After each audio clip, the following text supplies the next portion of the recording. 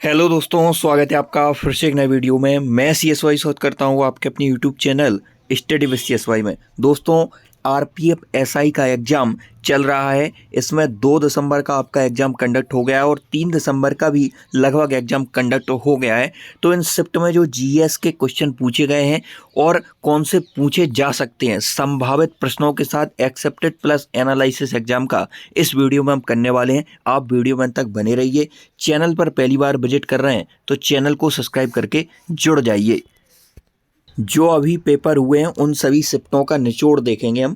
ब्रह्म समाज की स्थापना कब हुई थी? तो 1828 में ब्रह्म समाज की स्थापना हुई। ब्रह्म समाज की स्थापना किसने की थी? तो राजा राम मोहन राय ने ब्रह्म समाज की स्थापना की। यहीं पर हम इससे संभावित प्रश्न और क्या बन सकते हैं? तो आत्मीय सभा, आत्मीय सभा से पूछा जा सकता है क्वेश्चन। आत्मीय सभा की स्थापना 1815 में हुई थी और इसकी स्थापना भी राजा राम मोहन राय ने ही की थी। और वेदांत कॉलेज की बात करें तो 1825 में इसकी स्थापना राजा राम मोहन राय जी ही करते हैं। तत्वबोधिनी सभा की बात करें यहाँ पे तो तत्वबोधिनी सभा की स्थापना देवेंद्र नाथ ठाकुर ने 1839 में की थी। देवेंद्र नाथ ठाकुर ने। ब्रिटिश सार्वजनिक सभा की स्थापना दादा भाई नौरोजी ने 1843 में की थी। दादा भाई नौरोजी ने, जिन्हें grand old man of India कहा जाता है, दादा भाई नौरोजी ने 1843 में ब्रिटिश सार्वजनिक सभा की स्थापना की थी। यहाँ पर परमहंस मंडली की बात करें तो 1840 में इसकी स्थापना गोपाल हरि देशमुख करते हैं। सत्य शोधक समाज की बात करें तो कई बार क्वेश्चन पूछा गया है। 1873 में इसकी स्थापना 1873 में ज्योतिबा फुले जी इसकी स्थापना करते हैं, सत्य शोधक समाज की। आर्य समाज कई बार पूछा गया है आर्य समाज की स्थापना के बारे में। तो इसकी स्थापना 1875 में कौन करते हैं? स्वामी दयानंद सरस्वती के द्वारा 1875 में आर्य समाज की स्थापना की जाती है। रामकृष्ण मिशन की बात करें तो दोस्तों, रामकृष्ण मिशन की स्थापना 1897 में स्वामी विवेकानंद के द्वारा की जाती है। रामकृष्ण मिशन की स्थापना 1897 में। इसके बाद गदर पार्टी को आप याद रखेंगे। गदर पार्टी की स्थापना लाला हरदयाल के द्वारा 1913 में और इनकी सहायता काशीराम जी करते हैं। अगला प्रश्न आपका इकाई से रिलेटेड पूछा गया था। जूल किसकी इकाई है? तो ऊर्जा और कार्य की इकाई आपकी जूल है। और अन्य जो इकाइयाँ महत्वपूर्ण हो सकती हैं आपके एग्जाम की दृष्टि से, वो हम डिस्कस करने वाले हैं। तो लंबाई की मीटर है, लंबाई की मीटर हो जाएगी। द्रव्यमान की आपकी किलोग्राम हो जाएगी। इसके बाद समय का सेकंड हो जाएगा। यहाँ पर क्षेत्रफल की बात करें तो क्षेत्रफल का वर्ग मीटर हो जाएगा। आयतन की बात करें तो आयतन का घन मीटर हो जाएगा। तो लंबाई की मीटर, द्रव्यमान की किलोग्राम, समय की सेकंड, क्षेत्रफल की वर्ग मीटर, आयतन की यहाँ पर घन मीटर। यहाँ पर अगली इकाई की बात करें तो घनत्व की किलोग्राम प्रति घन मीटर या घनत्व की हो जाएगी। इसके बाद बल की बात करें तो बल का न्यूटन होता है। संवेग या आवेग, इसका न्यूटन सेकंड होता है। संवेग या आवेग का बल का न्यूटन होता है। घनत्व का किलोग्राम प्रति घनत्व होता है। इसके बाद त्वरण की बात करें तो वर्ग मीटर प्रति सेकंड किसका मात्रक होता है? यहाँ पर यह आपका त्वरण का मात्रक होता है। पृष्ठ तनाव की बात करें तो न्यूटन प्रति मीटर, न्यूटन होता है आपका बल का, न्यूटन प्रति मीटर होता है आपका पृष्ठ तनाव का। इसके बाद न्यूटन प्रति मीटर किसका होता है? पृष्ठ तनाव का होता है। इसके बाद वेग की बात करें दोस्तों, वेग का क्या होता है? तो वेग का हो जाएगा मीटर पर सेकंड या वेग का हो जाएगा। चाल का मीटर प्रति सेकंड, चाल या वेग का मीटर प्रति सेकंड ही होता है।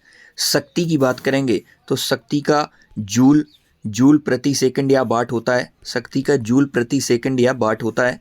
दाब का बात करेंगे तो दाब का पास्कल होता है, कई परीक्षाओं में पूछा गया है। कार्य का यहाँ पर जूल होता है और न्यूटन मीटर प्रति जूल, यह न्यूटन मीटर भी कार्य का होता है और जूल भी किसका होता है? कार्य का होता है। इसके बाद ऊर्जा की बात करें तो ऊर्जा का जूल होता है, ऊर्जा का मात्रक जूल होता है। विद्युत ऊर्जा का क्या होता है? किलोवाट घंटा होता है। किलोवाट घंटा या विद्युत ऊर्जा का होता है। विद्युत प्रतिरोध का ओम होता है, ओम। इसके बाद ताप की बात करेंगे तो ताप का केल्विन होता है। ऊष्मा का जूल होता है, ऊष्मा की क्या होता है, जूल होता है। ऊष्मा दो प्रकार की यहाँ पर होती है, गुप्त ऊष्मा और विशिष्ट ऊष्मा। तो गुप्त ऊष्मा और विशिष्ट ऊष्मा को हम जूल प्रति किलोग्राम में मापते हैं। इसके बाद दर्रे से संबंधित क्वेश्चन पूछा गया। उत्तराखंड में कौन सा दर्रा स्थित नहीं है, यह पूछा गया था। तो लिपुलेख, माना, नीति, यह पास आपके यह दर्रे आपके उत्तराखंड में है, लिपुलेख, माना और नीति। अन्य इम्पोर्टेंट दर्रे जो आपसे पूछे जा सकते हैं यहाँ पर कारकोरम दर्रे की बात करें या जोजिला दर्रा, पीर पंजाल दर्रा, बनिहाल दर्रा, बुर्जिल दर्रा, यह सभी आपके जम्मू कश्मीर के दर्रे हैं। जम्मू कश्मीर के दर्रे कौन कौन से हैं दोस्तों? तो कारकोरम दर्रा, जोजिला दर्रा, पीर पंजाल दर्रा, बनिहाल दर्रा, बुर्जिल दर्रा, यह सभी आपके जम्मू कश्मीर के हैं। सिपकला दर्रा है हिमाचल प्रदेश का है, जहाँ से सतलज नदी भारत में प्रवेश करती है। सिपकला दर्रा। एक दर्रा और याद रख लेना आप, नाथुला दर्रा है आपका सिक्किम में। नाथुला और जेजेप्ला है सिक्किम में है। तुजू दर्रा आपका है मणिपुर में और दिफू दर्रा अरुणाचल प्रदेश में है। Study with CSY YouTube channel को अभी तक आपने सब्सक्राइब नहीं किया है तो सब्सक्राइब करके जुड़ जाइए।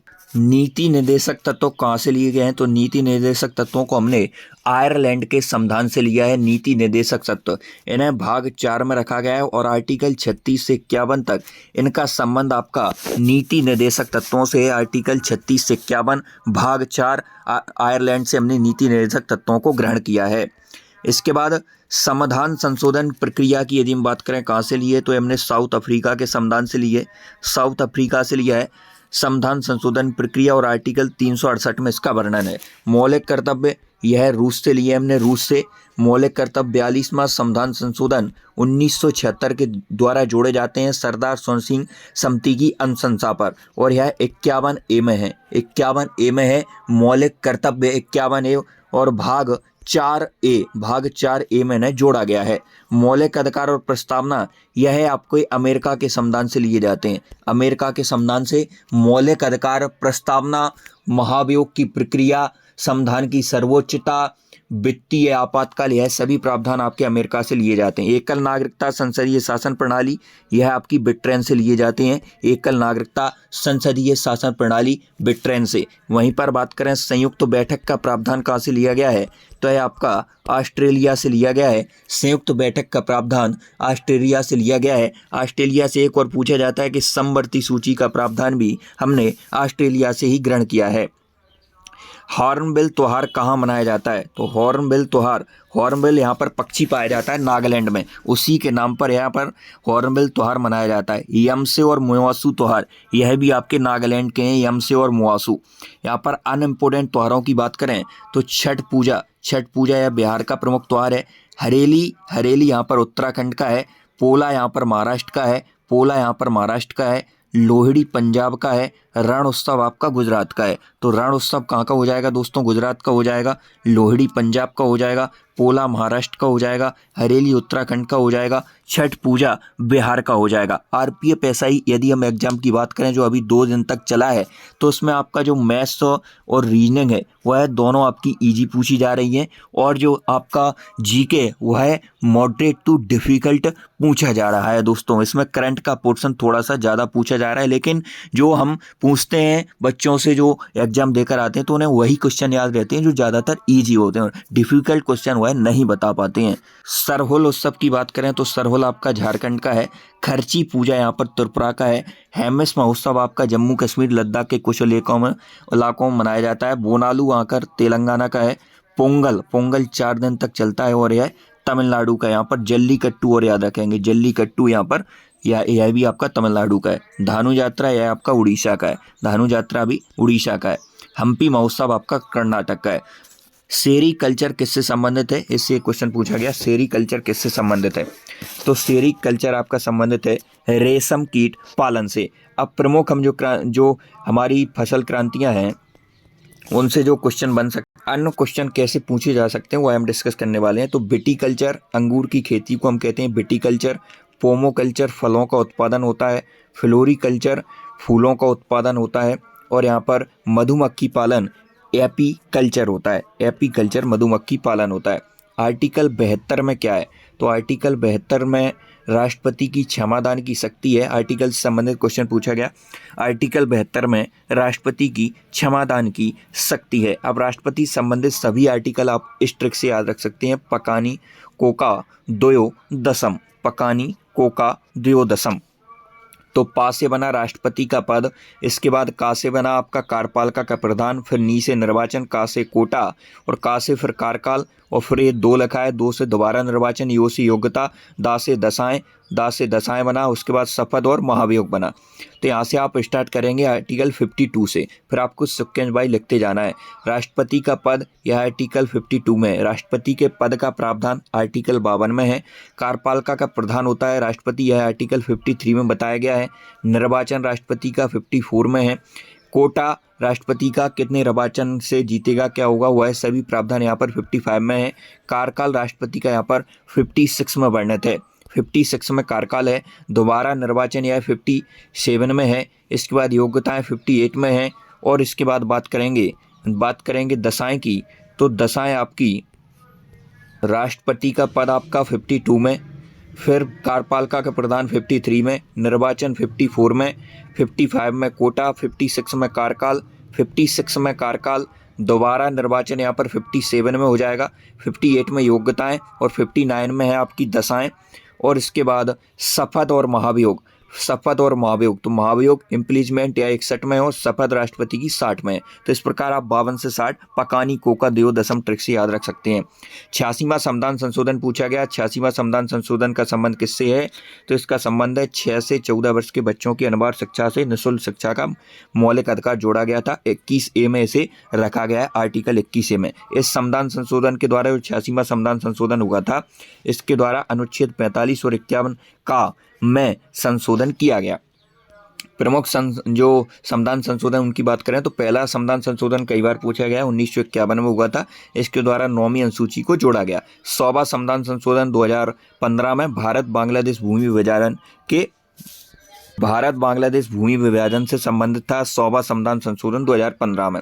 टप्पा लोक संगीत किससे संबंधित है? यह पंजाब से संबंधित है। टप्पा लोक संगीत, यहाँ पर आप भांगड़ा यहाँ पर लोक नृत्य कहाँ का है? यह पंजाब का है। भांगड़ा और गिद्धा यह दोनों पंजाब से संबंधित है। भांगड़ा यहाँ पर पुरुषों द्वारा किया जाता है और गिद्धा मुख्यतः महिलाओं द्वारा किया जाता है। संयुक्त बैठक कौन बुलाता है? तो संयुक्त बैठक बुलाता है आपका भारत के राष्ट्रपति। संयुक्त बैठक बुलाते हैं आर्टिकल 108 के तहत। संयुक्त बैठक की अध्यक्षता लोकसभा अध्यक्ष, जिन्हें हम स्पीकर भी कहते हैं, वह करते हैं संयुक्त बैठक की अध्यक्षता। संयुक्त बैठक की अध्यक्षता कौन करता है? लोकसभा अध्यक्ष। आर्टिकल 108 में कौन बुलाता है? तो यहाँ पर आपके भारत के राष्ट्रपति बुलाते हैं। और अभी हमने ऊपर पढ़ा कि संयुक्त बैठक का प्रावधान हमने किस देश से लिया है? तो ऑस्ट्रेलिया के संविधान से लिया है संयुक्त बैठक का प्रावधान। गुलाम वंश का क्रम पूछा गया था दोस्तों। तो गुलाब खिले तो सुगंध लो, गुलाम वंश का यहाँ पर क्रम पूछा गया था। गुलाब खिले तो सुगंध लो, पूरा दिल्ली सल्तनत का। गुलाम वंश नहीं दोस्तों, यहाँ पर आएगा दिल्ली सल्तनत में यहाँ पर जो शासक हुए उनके वंशों का क्रम पूछा था। गुलाम वंश का क्रम नहीं, कोई क्वेश्चन नहीं होता है। यहाँ पर दिल्ली सल्तनत का क्रम पूछा था, कौन कौन से वंश ने शासन किया। तो पहले आप गुलाब खिले सुगंध लो इस ट्रिक से याद रख सकते हैं। गुलाम वंश, फिर खिलजी वंश, फिर तुगलक वंश, सैयद वंश, लोधी वंश और मुगल वंश, यह इनका क्रम रहा था। गुलाम वंश की यदि बात करें तो इसकी स्थापना यहाँ पर किसने की थी? कुतुबुद्दीन ऐबक ने की थी। गुलाम वंश की स्थापना कुतुबुद्दीन ऐबक ने की थी और इसकी मृत्यु पोलो या चौगान खेलते हुए घोड़े से गिरकर इसकी मृत्यु हो गई थी, कुतुबुद्दीन ऐबक की। जन धन योजना की शुरुआत कब हुई? तो 28 अगस्त 2014 को शुरुआत होती है जन धन योजना की। इस योजना में बैलेंस आपका यदि जीरो है, खाते में आपका बैलेंस जीरो है, तो बैंक आपसे कोई शुल्क नहीं लेता है। मेक इन इंडिया योजना की बात करें तो 25 सितंबर 2014 को शुरू होती है।